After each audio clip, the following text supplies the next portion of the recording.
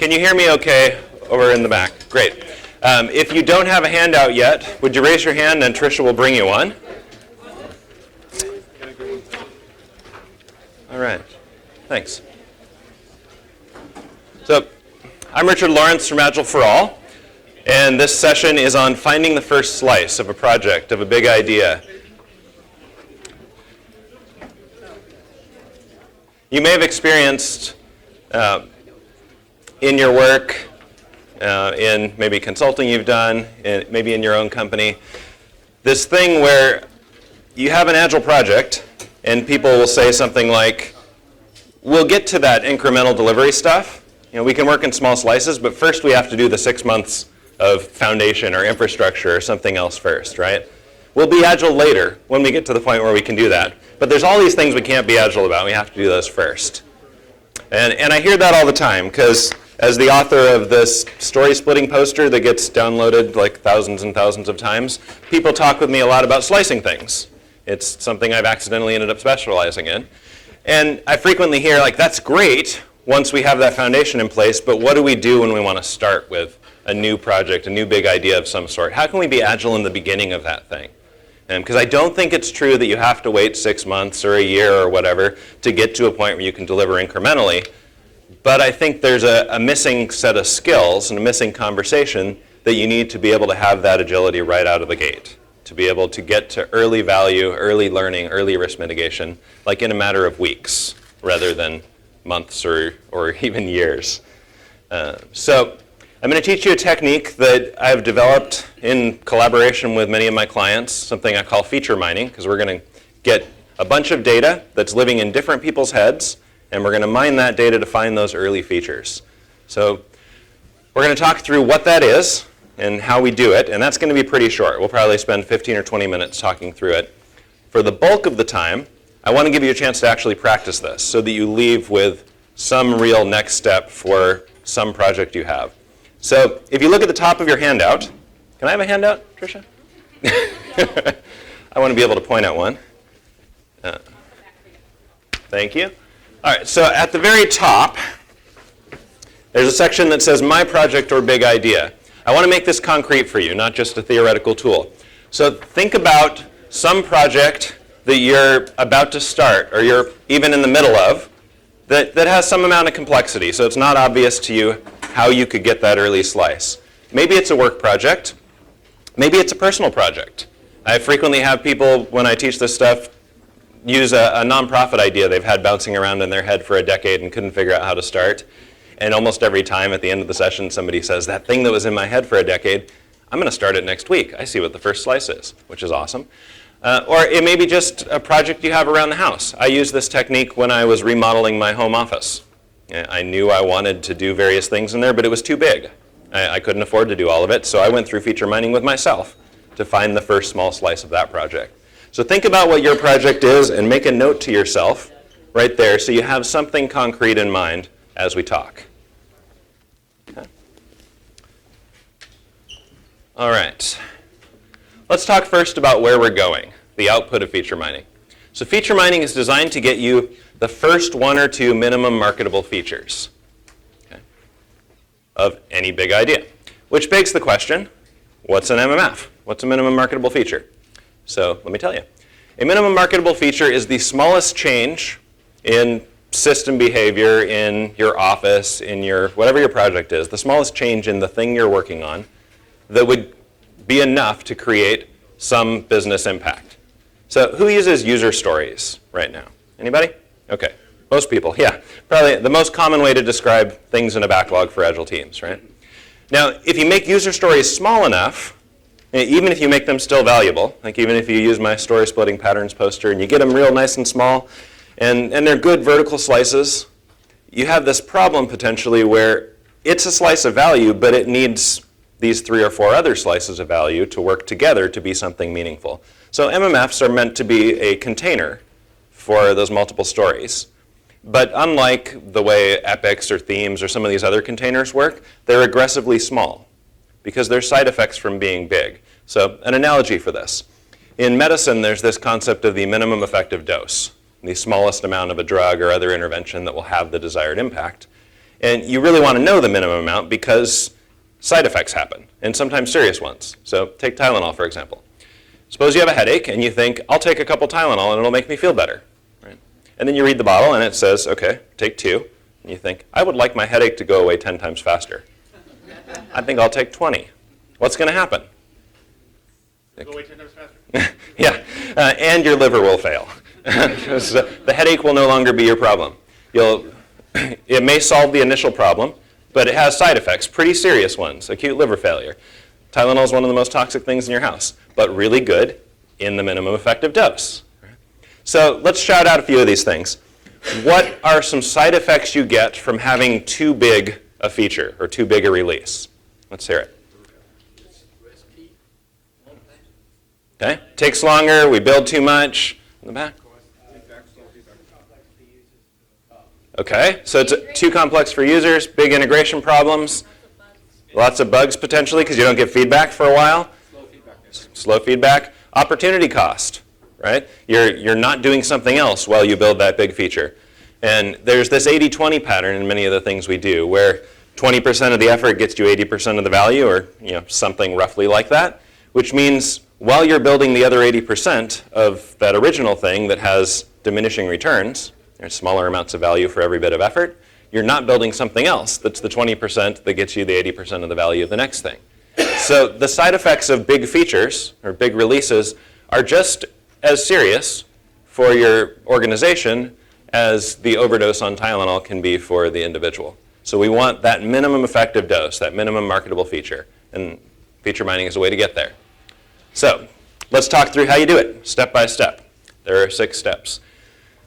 And the first step is getting the right people in the room. Okay? This thing started when I realized that in order to find a slice of something, you needed what this person knew and what this person knew, and they weren't talking. So we need to get the right people talking. So who are the right people? We need the business perspective. We need somebody or several somebodies who understand the problem you're trying to solve. Okay? But that person or group of people by themselves can't come up with a good small slice. And you've probably experienced this if you're a product owner and you've tried to slice something big on your own. And like maybe it was a 13-point story. And you said, I'm going to slice that thing. And then you bring it to your team and it becomes a 13 and a 1. It hasn't actually gotten smaller because you've sliced it in a way that kept the big stuff together. So you need this other perspective, which is the technical perspective, the people who understand the solution side of things. You need both of those in the room. Now, the room may be a virtual room. We use this, for example, for our marketing stuff at Agile for All. And I'm in Denver, and our marketing people are in Cedar Rapids, Iowa. So we're not literally getting in the room. The room for us is a conference call and a Google Doc. But in the conversation, if you like. You need both those perspectives. That may be 2 people. Occasionally, it's 1 person.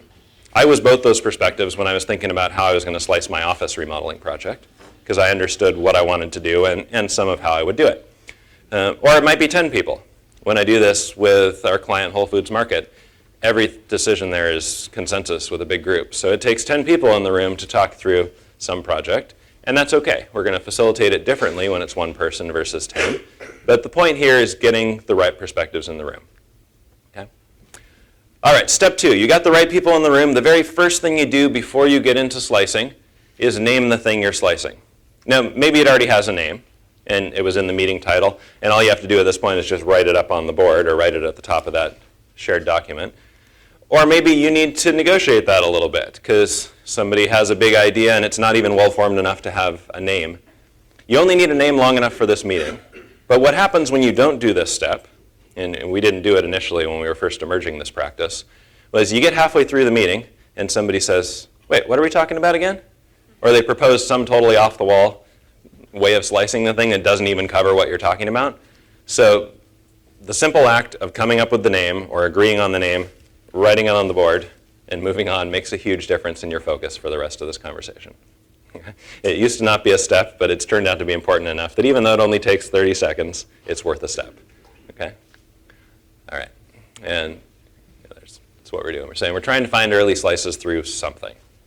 Okay? Now, be careful here, because there's a mistake I've seen a few times at this point where somebody tries to go straight to naming the slice. You don't know that yet. That's what this whole process is about. You're naming the big thing, the project, the initiative, the product, the office remodel project, weekly sales reporting project, whatever it is. Okay. Next up, now this is the core of the thing. We're going to brainstorm 4 lists. We're basically getting a pool of shared data. So let's talk about what those lists are. Usually set them up like this because it started out as 3 lists, and as I'll explain later, I split one of the lists into 2 for some clearer thinking.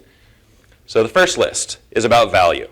So if you're following along in the notes, you probably want to write value on there.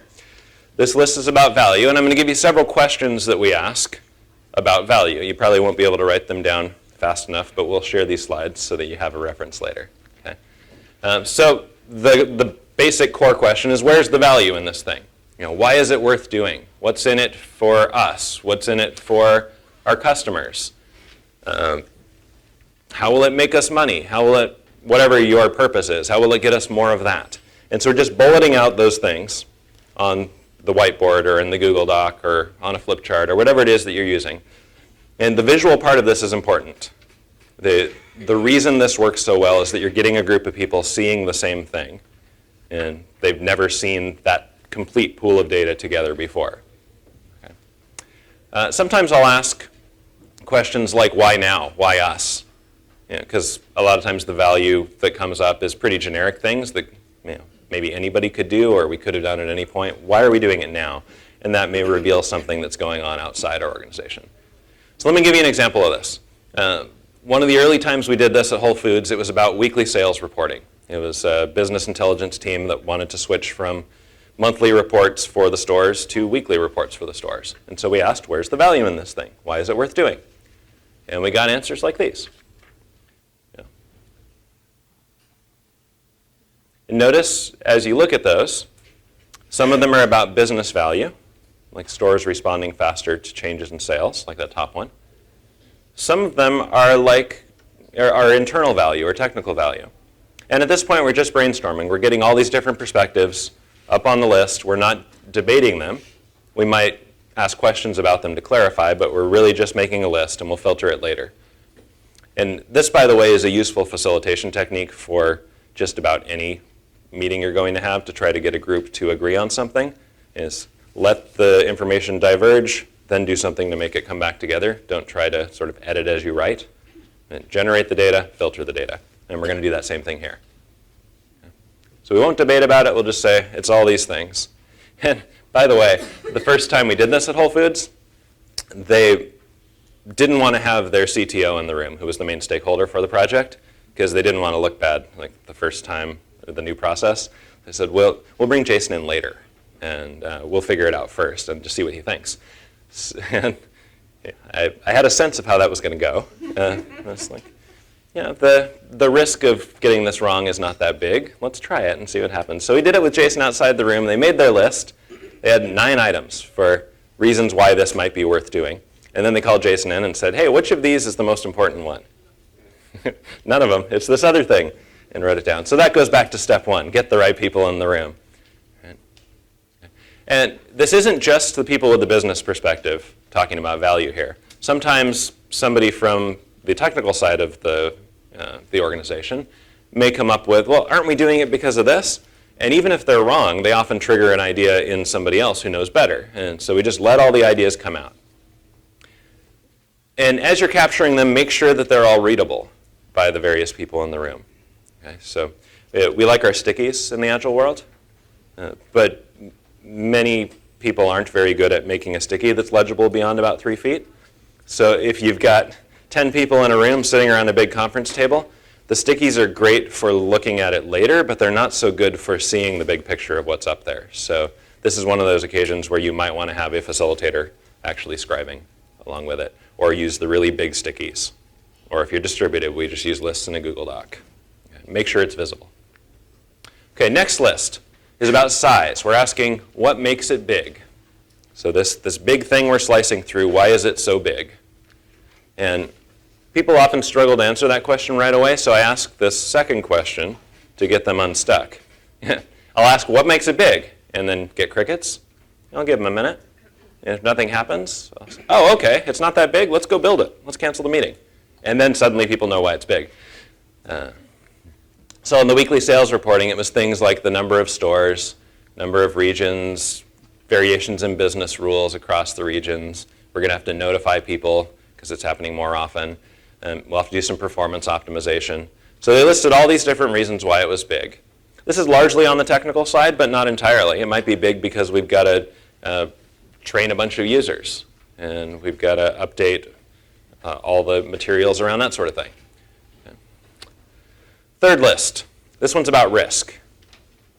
Quite often what we're looking to do with an early feature is mitigate some risk. So we're going to want to ask, where's the risk in this thing? What could happen that could make it fail? What could go wrong? Because we want to mitigate those risks somehow. So we need to know what they are. And I like describing these risks when we write them up as the thing actually going wrong. So if we look at the weekly sales example, it's things like stores don't get the info they need, and so they don't use the reports. We're saying this is something that could go wrong. We're not asking what if that happens. We're saying that happens. That's a risk, that happening. Makes it feel more real that way when you describe the thing going wrong. Sometimes it's business risk, like the first one. Sometimes it's technical risk, like this one. You can't get the performance to an acceptable level.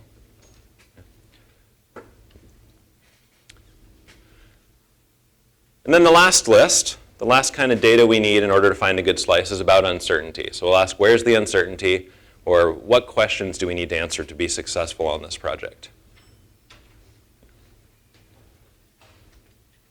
By the way, I keep saying project because that's the familiar term.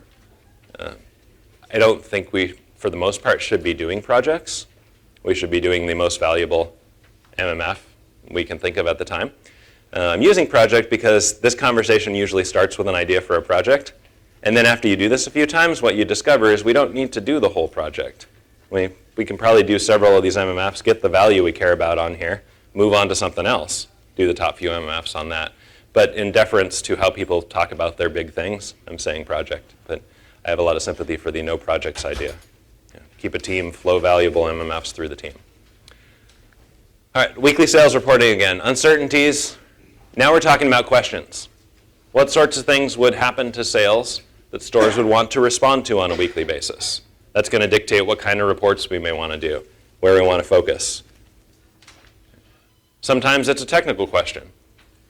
Where's the performance bottleneck today? We need an answer to that. Okay, so saying what questions do we need to answer to be successful? Clarification. The risks and uncertainty, you viewing risks as something wrong that happened at the end, whereas uncertainty is risks that you face right now? So let me repeat the question and then answer. So the question was, are risks things that would happen to cause it to fail at the end, and uncertainties are things that like you need to know right now? No, I think risks could happen along the way, so it's not just about adoption or performance in the end. A risk could be like we can't get enough participation from the stores early on to even figure out what we should build, which would be a delivery risk rather than a risk at the end. Then the difference between uncertainty could be viewed as a specific type of a risk? Yep. So yes, what's the difference between uncertainty and risk then, which leads very nicely to this, which is I used to ask for that column on the right. Yeah, I didn't pay him for that. It was just a great segue there.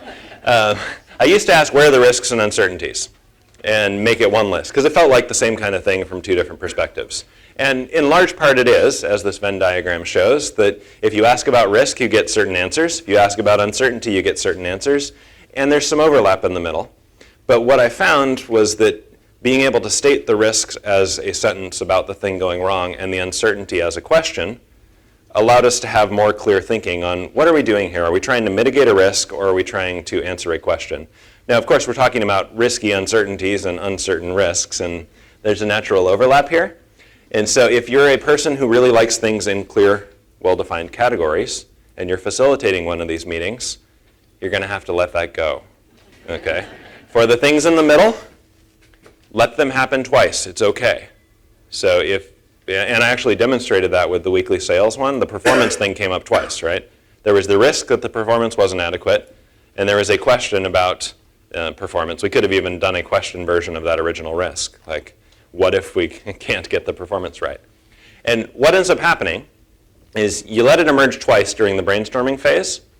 And I've literally never seen a time where during the filtering phase, the same thing comes to the top of both lists as the most important. Once people see it both ways, they recognize that it's either a risk to mitigate primarily, or it's an uncertainty, a question to answer. And by looking at both perspectives separately, we get clearer thinking about the nature of the thing so that you take the right action for it. Okay? So let them overlap. It's going to be fine. We're in a brainstorming phase. And by the way, I'm with you. I'm one of those people that likes the nice, clear category. So I'm giving that advice to myself as much as to you. Like, that's up there twice. I really want it to be either a risk or an uncertainty. I'm not going to stand there. That is both a risk and an uncertainty. There's a risk of feedback, and I'm uncertain where that line is. And I'm going to mitigate it by standing here rather than answering the question by wandering around and making you listen to feedback. All right, moving on. All right, so you've got these 4 lists. Okay? And then our next step is to filter the lists down, because you probably have a lot of things on each of those lists. Okay? So we're going to ask some questions about each of them to filter it. Like, what contributes most to the value? What contributes most to the size? What makes it big more than anything else? And a fun thing about this approach, by the way, is that 80-20 pattern is a real thing. So what ends up happening is the thing that people identify as the most valuable almost never requires all of the thing that they identify as the biggest contributor to size. Yeah, you're able to get most of the value and sidestep most of the thing that you're afraid of over there. And the first time it happened, I thought, oh, that's a nice coincidence. And then it kept happening, and it happened over and over again. And I saw it enough to the point where the online course that this module is adapted from is called 80-20 product ownership, because I've realized like that is the key to good product ownership, is always finding that 20% over and over again, because it's a very real thing. Okay, so we filtered those lists. Next one, what's the most important risk for us to mitigate, or the scariest risk? What question do we really need to answer to be successful? Okay. Now there's 2 major ways you can do this. With a small group, you just talk about it, because you're not going to do a formal kind of voting thing with 2 people, or yeah, even worse, with 1 person. Right. You just talk about it. You star 1 or 2 items. If you can't agree, let it be 2, move on. If you have a larger group, you probably want some dots, and you do dot voting. And my rule of thumb for this so far has been 3 dots per person per list. So you'll say you've got 3 votes on value, 3 votes on size, 3 votes on risk, 3 votes on uncertainty. You can put them together, you can split them up across the items, and that gives you a quick sense of how a group feels about what's the most important thing in each of these categories. Shouldn't take very long. If you're debating this for an hour, you're doing it wrong. Probably want to just agree on 2 of them and call it good enough. Okay, so we filtered the lists. So now at this point, we have a bunch of data about people's different perspectives, and we know the most important item in each list, maybe 2 items in each list, and some other things people think might be secondary to that. Notice we're not trying to rank the entire list. We only need to know what's on the top, because we're going, what do we go after first for that first MMF or 2? Not what do we need to go after later. Okay, so that keeps it fast. Okay. Now once you've done that, you've got all that information on the wall or on your shared document or whatever.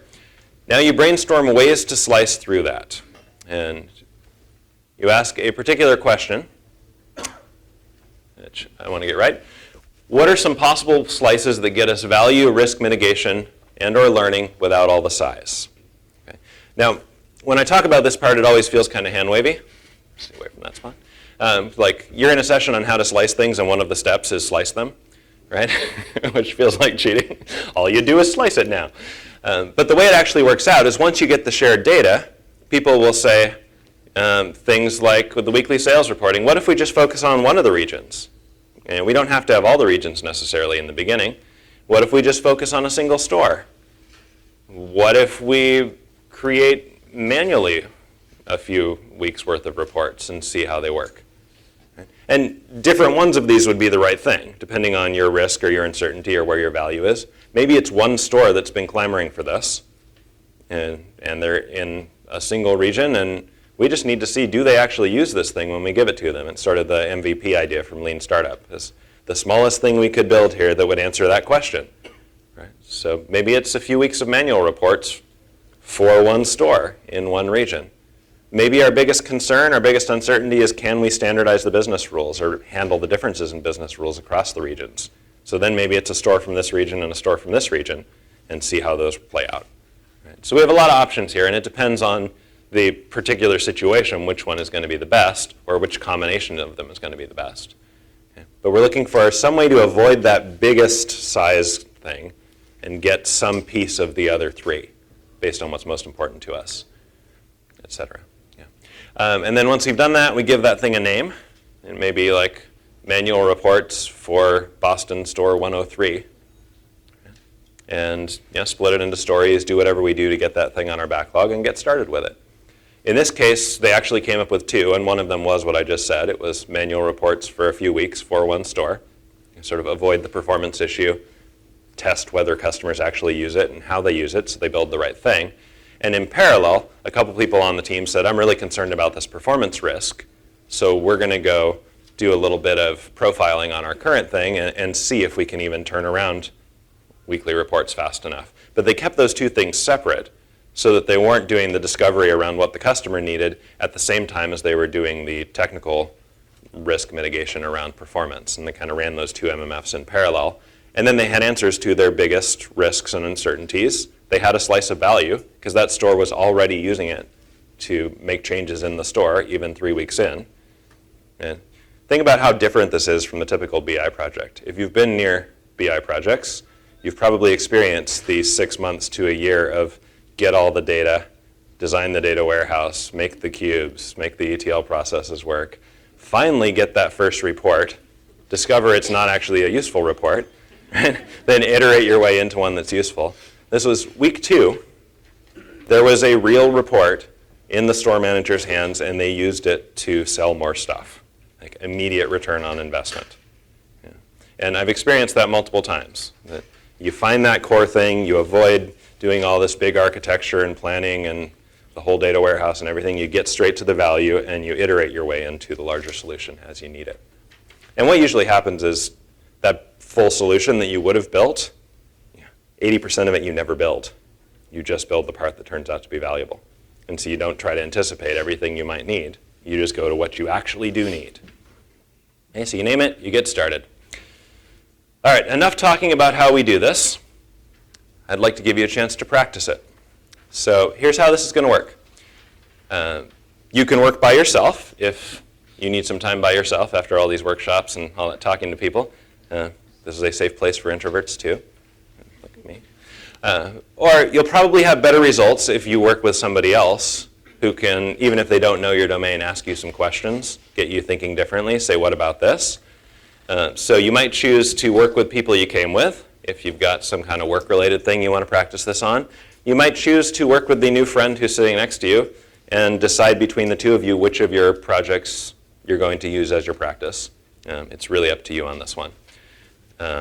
And when you do this for the first time for real, it normally will take 60 to 90 minutes.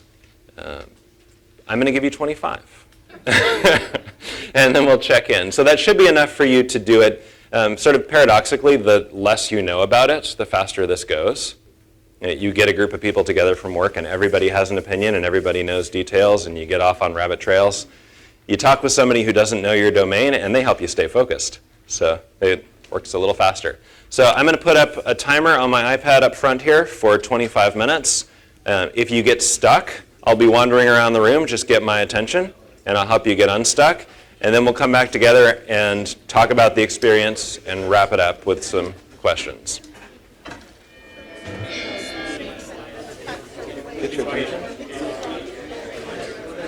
All right, that was 25 minutes, believe it or not. You know what they say about having fun. All right, let's come back to one conversation. I realize most of you are probably not done. No, this could extend for another hour or more. But I would like to come back to one conversation and answer a few questions and hear from your experience with a little bit. So first off, I'm interested in hearing from 3 people about, briefly, something you discovered about your project that you might not have realized before, whether you got all the way to the end and found a slice, or whether you're starting to see something more clearly. I'd like to hear from a few. We've got one up front. Tricia, would you run a mic over to him? And I've got a prize or a gift for people who No! No! So, we looked at the warehouse management system, and we discussed the problem where we wanted to replace the outdated old legacy system, and what we found was that at the end of when we sliced it, we found out that it was because of the federal mandate from the U.S. So we don't have to do it across the world, and it was for certain products, so we can just use for those products, and we could see if we can even do it in the old system instead of building a new system from the scratch. All right. So we were able to get to that. Thank you for sharing. Let's give him a round of applause. And I'll give you a no button. Thank you. Here's another one up here. Tricia, it's you again. So one thing we found after doing the whole exercise was, is there even a market for what we were thinking, right? So that was a big, I think, opener, right? I mean, we think there's a market, but have we done enough to validate it? I think that's a bigger question. So our focus is now trying to see, should we build something that validates it first before we actually build some Great. bigger feature. Thank you. And here's the no button. Thanks. The no buttons are a joke, but they're kind of useful, because that's what we're doing here. We're intentionally saying no to the 80% so we can focus on the 20% that matters. So we give out a lot of these things. Before we hear from the third one, both of these things are patterns that I see frequently. The first one around regulation. Often regulation is treated as kind of the trump card for, yeah, we could slice it, but regulation. And we have to have it all. And really, regulation is just another constraint and applies in certain places and not others. And when you treat it as just part of the data, you may find a breakthrough solution. And likewise, sometimes going through this leads to a question about whether you even need to have the product. And one of my favorite examples of this was after this started kind of becoming a habit at Whole Foods. They do it all the time now. Somebody came to the IT group with a request for this big new project. And based on that person's position in the organization, in the past, this project would have been approved. And they would have spent probably $250,000 on it or more. And as is their process now, they said, great, we would love to talk with you about it. Now, the IT leader's thinking, this is probably not worth doing. But rather than just saying no, she's saying, like the best people in improv do, yes and. She's saying, yes, I would love to talk with you about that, and here's how we're going to do it. And so they get into this feature mining session. And about a half hour into it, this stakeholder who proposed the thing says, oh, I don't think anybody wants this. We should kill it. So it took a half hour, and the few $100s it cost to have all those people in that meeting, rather than the $250,000 of build it, ship it, and nobody uses it. So sometimes it raises the question you want to explore with the lean startup kind of approach or something of, is there a market? Sometimes it just reveals to you, there's no market for this. Let's do something else. So thanks for sharing those. Let's hear from one or two more. I only have one more no button, but I also have shirts and hats and things. Somebody else. What did you discover? Natalie, would you? Thank you. So there's a project that we're kicking off in a couple of weeks, and Chris and I spent some time brainstorming it. Haven't as yet really worked with anyone on the project. We're going to be implementing Office 360 globally. So we started to look at going to a cloud-based solution for our Microsoft products, and what would the benefits of it be? What would how to size it? The risks. We went through the 4 lists. To me, I learned a significant amount in the sense that I'm now prepared to begin the conversation with technology and business in a couple of weeks. Great. So you just got your own thinking more organized at this point. Yeah. Excellent. Thank you. And that's something I've done from time to time just to sort out things for myself. And then I'll usually throw the lists away and start fresh with the larger audience. But if I want to have my homework done before I go to somebody where the stakes are pretty high, it's worth thinking through, can I even solve this thing? And then I'll throw that away and start over. And now I just have confidence that it is solvable.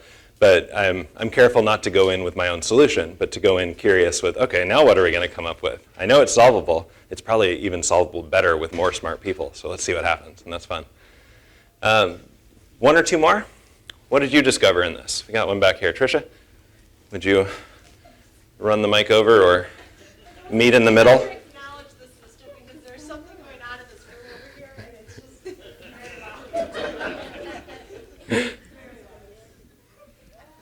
Yeah. So we are currently in a migration project. So switching over the old features into new features or something like that.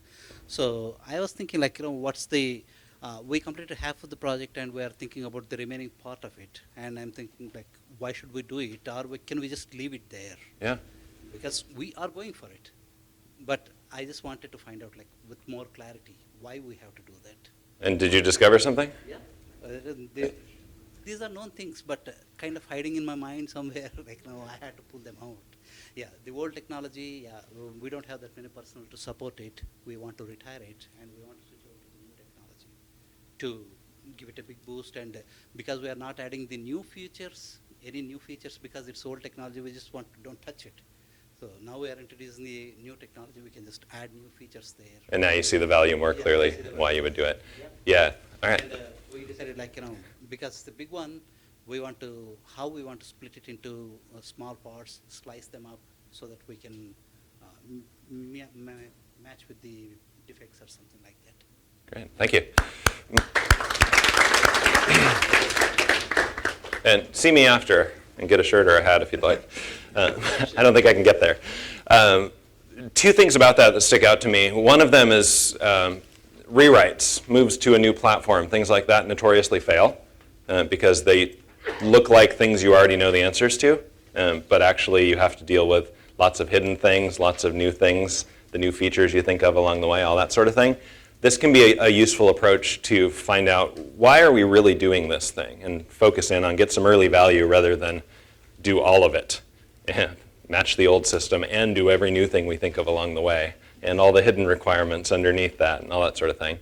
The other thing that struck me there is that this works anytime you're in the middle of complexity and don't know what your next step is. I presented it as something you would do for a new project, a new big idea, but you may be in the middle of the thing that feels like the death march and you don't know how you're ever going to get out of it.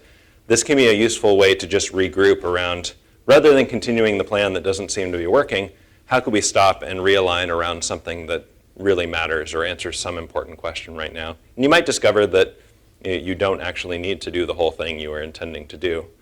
Or you might just see some progress and get some energy back. So that can be useful even in the middle of a complex project. Now, one more comment on that, which is people often ask, how many times do I need to do this? Or when do I need to do this? And the answer to that is typically you only need to do this once on a big idea, because what usually happens when you do a big project is you start with the things you know about and you defer the things you know less about, and then they bite you later. This is the reverse approach. This is going to lead you to do the more complex things that you know less about, that are riskier in the front, and those often teach you the most about the rest of it. So it's pretty common to have one or two features come out of this, build them, learn what you need to know, and then see what the third and fourth and fifth and what the rest of it looks like, and you don't have to go back to it. Occasionally, you'll get through the first one and it'll raise as many questions as it answered, and so you can take that new knowledge and you can go through another quick pass on this and see, okay, based on what we know now, what should we do next? But I've never seen anybody need to go through this conversation more than twice on something. And usually it's just once, because it makes you go right for the most complex thing and resolve that early on. All right. We're going to wrap it up here. I want to thank you for sticking around, diving in and practicing and actually learning a new skill and not just hearing about it. That takes courage and vulnerability to do that in public, and I appreciate you doing it. I will stick around to answer questions if anybody wants to come up and talk, but I won't make everybody listen to one person's question that may not be relevant to them. So we'll finish strong. So thank you, and have a great afternoon.